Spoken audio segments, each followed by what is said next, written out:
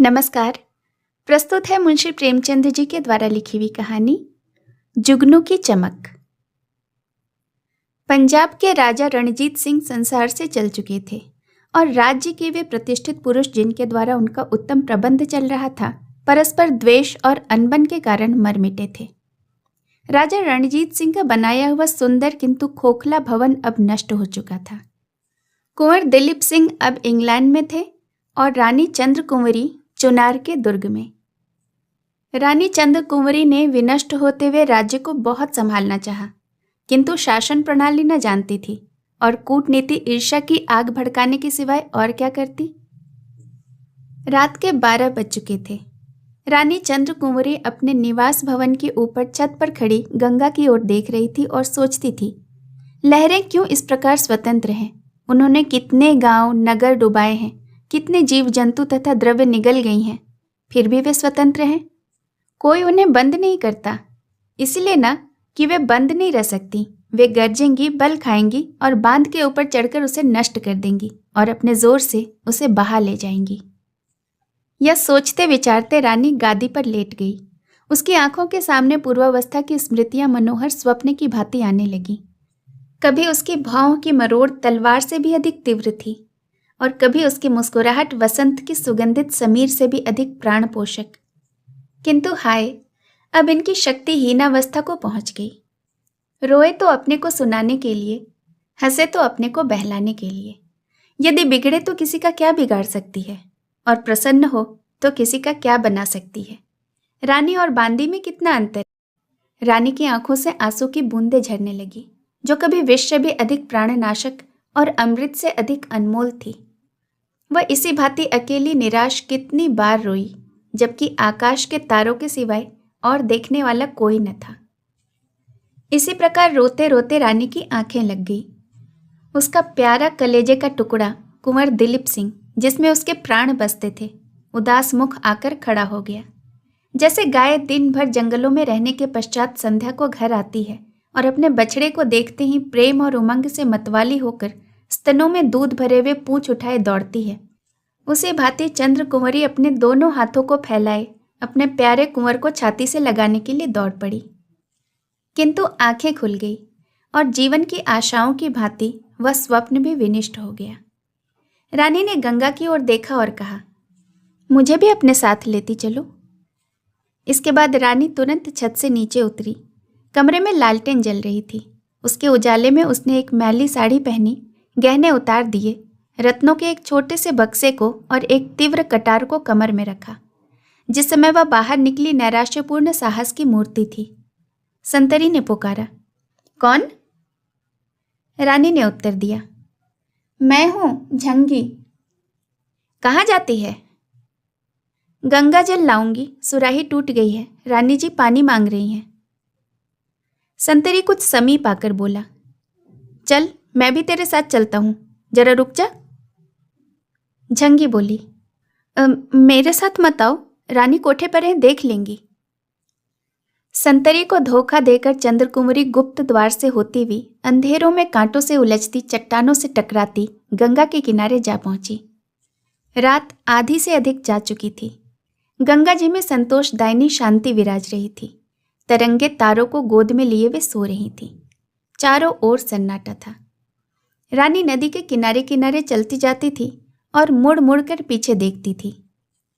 एकाएक एक डोंगी खूंटे से बंधी हुई देख पड़ी। रानी ने उसे ध्यान से देखा तो मल्लाह सोया हुआ था। उसे जगाना काल को जगाना था। वह तुरंत रस्सी खोलकर नाव पर सवार हो गई। नाव धीरे धीरे धार के सहारे चलने लगी, शोक और अंधकार में स्वप्न की भांति, जो ध्यान के तरंगों के साथ बहा चला जाता हो। नाव के हिलने से मल्लाह चौंक कर जाग उठा। आंखें मलते मलते उसने सामने देखा तो पटरे पर एक स्त्री हाथ में डांड लिए बैठी है।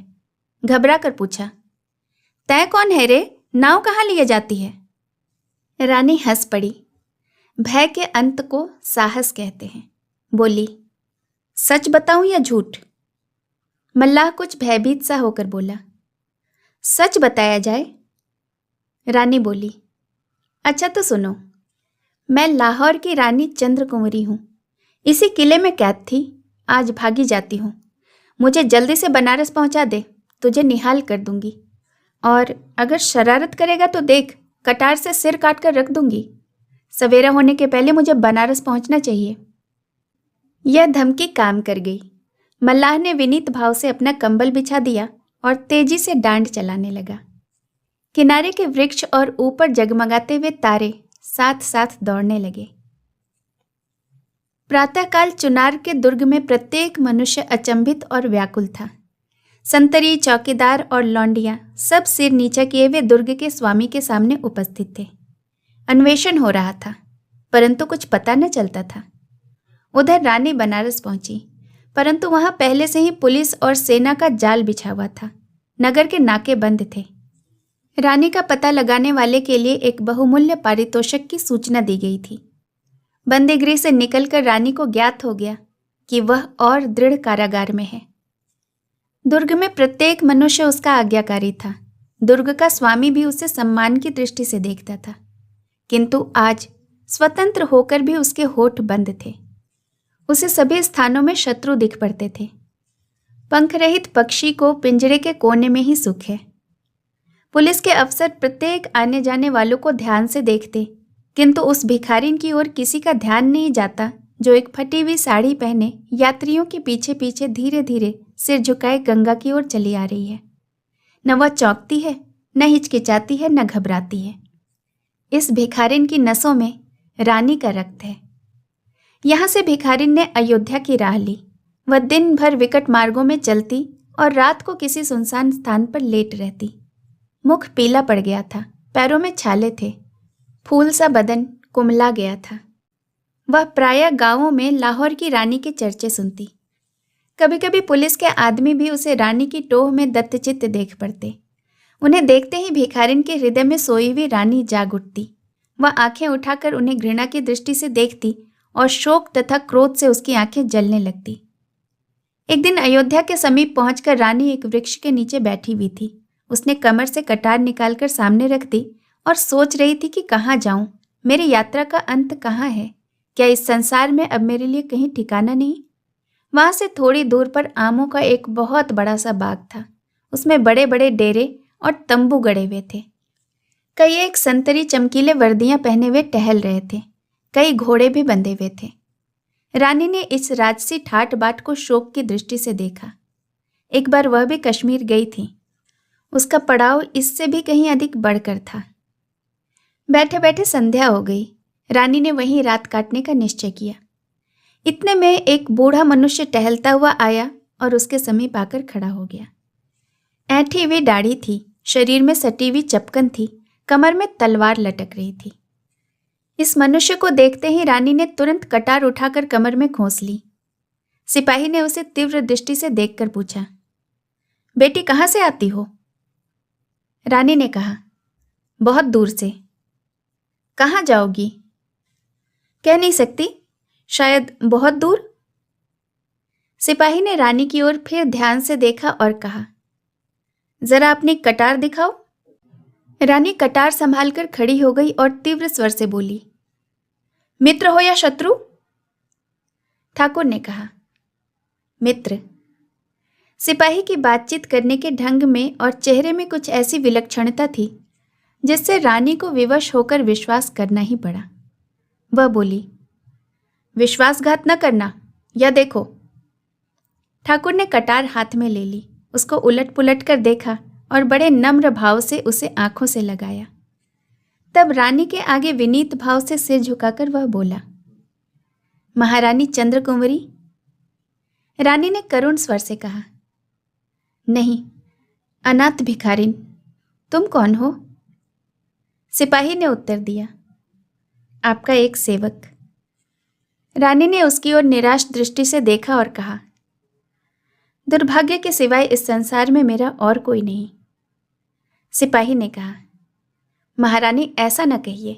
पंजाब के सिंह की महारानी के वचन पर अब भी सैकड़ों सिर झुकते हैं। देश में ऐसे लोग विद्यमान हैं जिन्होंने आपका नमक खाया है और उसे भूले नहीं हैं। रानी, अब इसकी इच्छा नहीं है। केवल एक शांत स्थान चाहती हूँ जहाँ पर एक कुटी के सिवाय और कुछ न हो। सिपाही, ऐसा स्थान पहाड़ों पर मिल सकता है। हिमालय के गोद में चलिए, वहीं आप उपद्रव से बच सकती हैं। रानी, शत्रुओं में जाऊं? नेपाल कब हमारा मित्र रहा है? सिपाही, राणा जंग बहादुर दृढ़ प्रतिज्ञ राजपूत हैं। रानी, किंतु यह वही जंग बहादुर है जो अभी अभी हमारे विरुद्ध लॉर्ड डलहौजी को सहायता देने पर उद्यत था। सिपाही, तब आप महारानी चंद्रकुमारी थीं, आज आप भिखारिन हैं। ऐश्वर्य के द्वेषी और शत्रु चारों ओर होते हैं। लोग जलती हुई आग को पानी से बुझाते हैं, पर राख माथे पर चढ़ाई जाती है। आप जरा भी सोच विचार न करें। नेपाल में अभी धर्म का लोप नहीं हुआ है। आप भय त्याग करें और चलें। देखिए वह आपको किस भांति सिर और आंखों पर बिठाता है। रानी ने रात इसी वृक्ष की छाया में काटी। सिपाही वहीं सोया। प्रातःकाल वहां 2 तीव्रगामी घोड़े देख पड़े। एक पर सिपाही सवार था और दूसरे पर एक अत्यंत रूपवान युवक। यह रानी चंद्रकुमारी थी, जो अपने रक्षा स्थान की खोज में नेपाल जाती थी। कुछ देर पीछे रानी ने पूछा, यह पड़ाव किसका है सिपाही? सिपाही ने कहा, राणा जंग बहादुर का। वे तीर्थ यात्रा करने आए हैं, किंतु हमसे पहले पहुंच जाएंगे। रानी, तुमने उनसे मुझे यहीं क्यों न मिला दिया? उनका हार्दिक भाव प्रकट हो जाता। सिपाही, यहां उनसे मिलना असंभव था। आप जासूसों की दृष्टि से न बच सकती। उस समय यात्रा करना प्राण को अर्पण कर देना था। दोनों यात्रियों को अनेक बार डाकुओं का सामना करना पड़ा। उस समय रानी की वीरता, उसका युद्ध कौशल और फुर्ती देखकर बूढ़ा सिपाही दांतों तले अंगुली दबाता था। कभी उनकी तरह तलवार काम कर जाती और कभी घोड़े की तेज चाल। यात्रा बड़ी लंबी थी। जेठ का महीना मार्ग में ही समाप्त हो गया। वर्षा ऋतु आई। आकाश में मेघमाला छाने लगी। सूखी नदियां उतरा चलीं। पहाड़ी नाले गरजने लगे। न नदियों में नाव, न नालों पर घाट, किंतु घोड़े सधे हुए थे। स्वयं पानी में उतर जाते और डूबते उतराते बहते भंवर खाते पार पहुंच जाते। एक बार बिच्छू ने कछुए की पीठ पर बैठकर नदी की यात्रा की थी। यह यात्रा उससे कम भयानक न थी। कहीं ऊंचे ऊंचे साखू और महुए के जंगल थे, कहीं हरे भरे जामुन के वन। उनकी गोद में हाथियों और हिरणों के झुंड किलोले कर रहे थे। धान की क्यारियां पानियों से भरी हुई थी। किसानों की स्त्रियां धान रोपती और सुहावने गीत गाती थीं। कहीं उन मनोहरी ध्वनियों के बीच में खेत की मेढ़ों पर छाते की छाया में बैठे हुए जमींदारों के कठोर स्वर सुनाई देते थे। इसी प्रकार यात्रा के कष्ट सहते अनेकानेक विचित्र दृश्य देखते दोनों यात्री तराई पार करके नेपाल की भूमि में प्रविष्ट हुए। प्रातःकाल का सुहावना समय था। नेपाल के महाराजा सुरेंद्र विक्रम सिंह का दरबार सजा हुआ। राज्य के प्रतिष्ठित मंत्री अपने अपने स्थान पर बैठे हुए थे।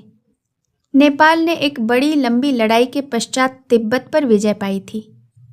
इस समय संधि की शर्तों पर विवाद छिड़ा था।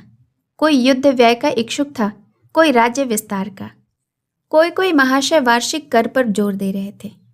केवल राणा जंग बहादुर के आने की देर थी। वे कई महीनों से देशाटन के पश्चात आज ही रात को लौटे थे और यह प्रसंग जो उन्हीं के आगमन की प्रतीक्षा कर रहा था, अब मंत्रिसभा में उपस्थित किया गया था। तिब्बत के यात्री आशा और भय की दशा में प्रधानमंत्री के मुख से अंतिम निर्णय सुनने को उत्सुक हो रहे थे। नियत समय पर चौबदार ने राणा के आगमन की सूचना दी। दरबार के लोग उन्हें सम्मान देने के लिए खड़े हो गए। राजा को प्रणाम करने के पश्चात वे अपने सुसज्जित आसन पर बैठ गए। महाराज ने कहा, राणा जी, आप संधि के लिए कौन सा प्रस्ताव करना चाहते थे?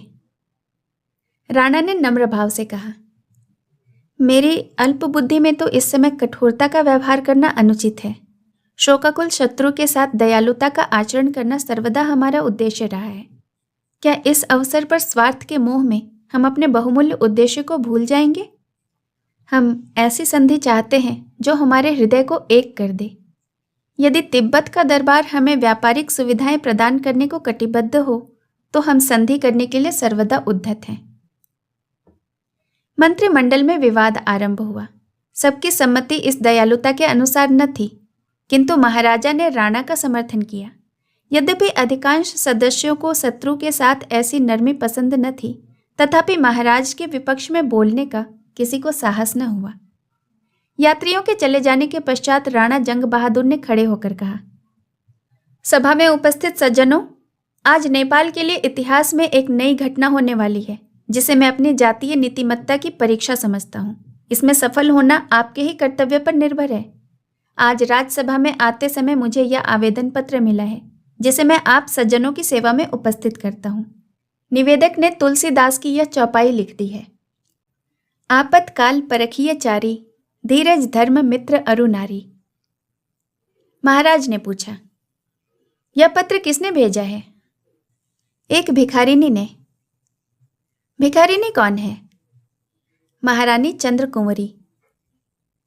कड़बड़ खत्री ने आश्चर्य से पूछा, जो हमारी मित्र अंग्रेजी सरकार के विरुद्ध होकर भाग आई हैं? राणा जंग बहादुर ने लज्जित होकर कहा, जी हाँ, यद्यपि हम इसी विचार को दूसरे शब्दों में प्रकट कर सकते हैं।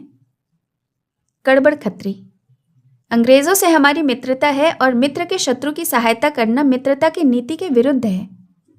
जनरल शमशेर बहादुर, ऐसी दशा में इस बात का भी भय है कि अंग्रेजी सरकार से हमारे संबंध न टूट जाएं। राजकुंवर रणवीर सिंह, हम यह मानते हैं कि अतिथि सत्कार हमारा धर्म है, किंतु उसी समय तक जब तक हमारे मित्रों को हमारी ओर से शंका करने का अवसर न मिले।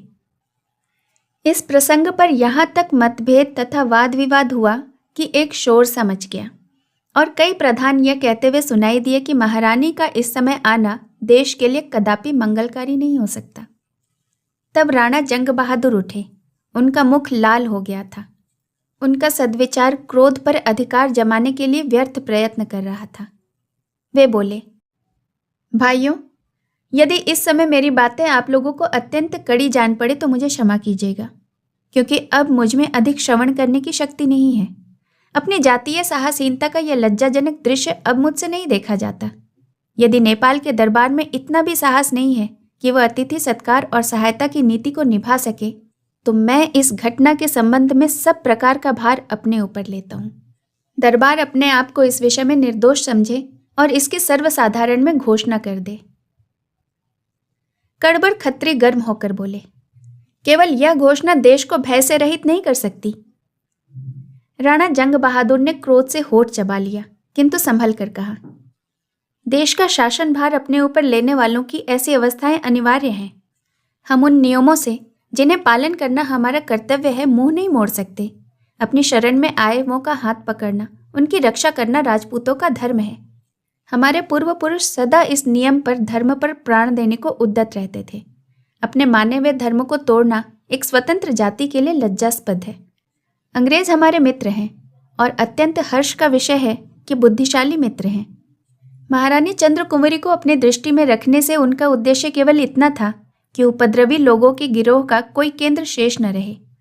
यदि उनका यह उद्देश्य भंग न हो तो हमारी ओर से शंका होने का न उन्हें कोई अवसर है और न हमें उनसे लज्जित होने की कोई आवश्यकता। कड़बड़ खत्री, महारानी चंद्र कुंवरी यहाँ किस प्रयोजन से आई हैं?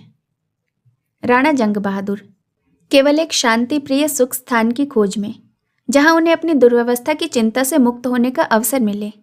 वह ऐश्वर्यशाली रानी जो रंग महलों में सुख विलास करती थी, जिसे फूल की सेज पर भी चैन न मिलता था, आज सैकड़ों कोसों से अनेकों प्रकार के कष्ट सहती, नदी नाले पहाड़ जंगल छानती, यहाँ केवल एक रक्षित स्थान की खोज में आई हैं।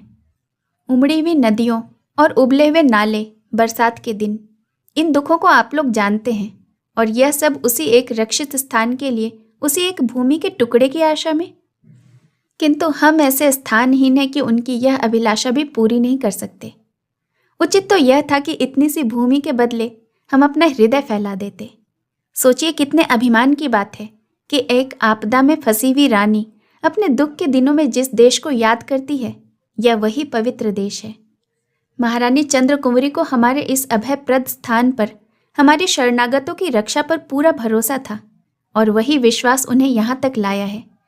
इसी आशा पर कि पशुपति नाथ की शरण में मुझे वहाँ शांति मिलेगी, वह यहाँ तक आई हैं। आपको अधिकार है, चाहे उनकी आशा पूर्ण करें या धूल में मिला दें, चाहे रक्षणता के शरणागतों के साथ सदाचार के नियमों को निभाकर इतिहास के पृष्ठों पर अपना नाम छोड़ जाएं, या जातीयता तथा सदाचार संबंधी नियमों को मिटाकर स्वयं अपने को पतित समझें। मुझे विश्वास नहीं है कि यहाँ एक भी मनुष्य ऐसा निराभिमान है जो इस अवसर पर शरणागत पालन धर्म को विस्तृत करके अपना सिर ऊंचा कर सके। अब मैं आपके अंतिम निपटारे की प्रतीक्षा करता हूँ। कहिए, आप अपनी जाति और देश का नाम उज्जवल करेंगे या सर्वदा के लिए अपने माथे पर अपयश का टीका लगाएंगे? राजकुमार ने उमंग से कहा, हम महारानी के चरणों तले आंखें बिछाएंगे। कप्तान विक्रम सिंह बोले, हम राजपूत हैं और अपने धर्म का निर्वाह करेंगे। जनरल रणवीर सिंह, हम उनको ऐसी धूम से लाएंगे कि संसार चकित हो जाएगा। राणा जंग बहादुर ने कहा, मैं अपने मित्र कड़बड़ खत्री के मुख से उनका फैसला सुनना चाहता हूँ। कड़बड़ खत्री एक प्रभावशाली पुरुष थे और मंत्रिमंडल में वे राणा जंग बहादुर के विरुद्ध मंडली के प्रधान थे।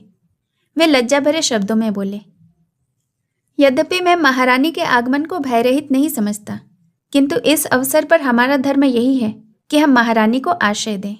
धर्म से मुंह मोड़ना किसी जाति के लिए मान का कारण नहीं हो सकता। कई ध्वनियों ने उमंग भरे शब्दों में इस प्रसंग का समर्थन किया।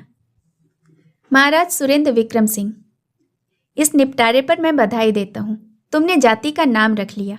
पशुपति इस उत्तम कार्य में तुम्हारी सहायता करें। सभा विसर्जित हुई। दुर्ग से तोपें छूटने लगी। नगर भर में खबर गूंज उठी कि पंजाब की रानी चंद्र कुंवरी का शुभ आगमन हुआ है। जनरल रणवीर सिंह और जनरल रणधीर सिंह बहादुर 50,000 सेना के साथ महारानी की अगवानी के लिए चले। अतिथि भवन की सजावट होने लगी। बाजार अनेक भांति की उत्तम सामग्रियों से सज गए। ऐश्वर्य की प्रतिष्ठा व सम्मान सब कहीं होता है, किंतु किसी ने भिखारिन का ऐसा सम्मान देखा है? सेनाएं बैंड बजाती और पताका फहराती हुई एक उमड़ी नदी की भांति चली जाती थीं। सारे नगर में आनंद ही आनंद था। दोनों ओर सुंदर वस्त्राभूषणों से सजे दर्शकों का समूह खड़ा था। सेना के कमांडर आगे आगे घोड़ों पर सवार थे। सबके आगे राणा जंग बहादुर जातीय अभिमान के मद में लीन अपने सुवर्ण खचित हौदे में बैठे हुए थे। यह उदारता का एक पवित्र दृश्य था। धर्मशाला के द्वार पर यह जुलूस रुका। राणा हाथी से उतरे।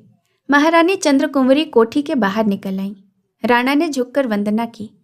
रानी उनकी ओर आश्चर्य से देखने लगी। यह वही उनका मित्र बूढ़ा सिपाही था। आंखें भर आईं, मुस्कुराईं। खिले हुए फूल पर से ओस की बूंदें टपकी। रानी बोली, मेरे बूढ़े ठाकुर, मेरी नाव पार लगाने वाले, किस भांति तुम्हारा गुणगान करूं? राणा ने सिर झुकाकर कहा, आपके चरणाविंद से हमारे भाग्य उदय हो गए। नेपाल की राजसभा ने 25,000 रुपये से महारानी के लिए एक उत्तम भवन बनवा दिया और उनके लिए 10,000 रुपया मासिक नियत कर दिया। वह भवन आज तक वर्तमान है और नेपाल की शरणागत प्रियता और प्राण पालन तत्परता का स्मारक है। पंजाब की रानी को लोग आज तक याद करते हैं। यह वह सीढ़ी है जिससे जातियां यश के सुनहरे शिखर पर पहुंचती हैं। यही घटनाएं हैं जिनसे जातीय इतिहास प्रकाश और महत्व को प्राप्त होता है। पॉलिटिकल रेजिडेंट ने गवर्नमेंट को रिपोर्ट की। इस बात की शंका थी कि गवर्नमेंट ऑफ इंडिया और नेपाल के बीच कुछ खिंचाव हो जाए, किंतु गवर्नमेंट को राणा जंग बहादुर पर पूर्ण विश्वास था। और जब नेपाल की राज्यसभा ने विश्वास और संतोष दिलाया कि महारानी चंद्र कुंवरी को किसी शत्रु भाव का अवसर न दिया जाएगा, तो भारत सरकार को संतोष हो गया। इस घटना को भारतीय इतिहास की अंधेरी रात में जुगनों की चमक कहना चाहिए। कहानी सुनने के लिए आपका बहुत बहुत धन्यवाद। जल्द मिलूंगी एक नई कहानी के साथ। नमस्कार दोस्तों, अगर ये कहानी अच्छी लगी हो तो इसे एक लाइक ज़रूर कीजिए और इसे खुद तक ही ना रखकर अपने मित्रों और परिवारजनों के साथ भी शेयर करें। और अगर आप मेरे चैनल पर नए हैं तो नमस्कार, मेरा नाम है श्वेता और इस चैनल का नाम है इंस्पायर्ड कॉर्नर, किस्से कहानियों का कोना, जहाँ ऐसी ढेरों कहानियाँ आपको सुनने को मिलती हैं। और मेरे इस खूबसूरत से परिवार का हिस्सा बनना है बहुत आसान। बस सब्सक्राइब बटन प्रेस कीजिए और बन गया आप मेरे परिवार का हिस्सा। है ना बहुत आसान? जुड़े रहिए। फिर मिलूंगी एक नई कहानी के साथ। धन्यवाद।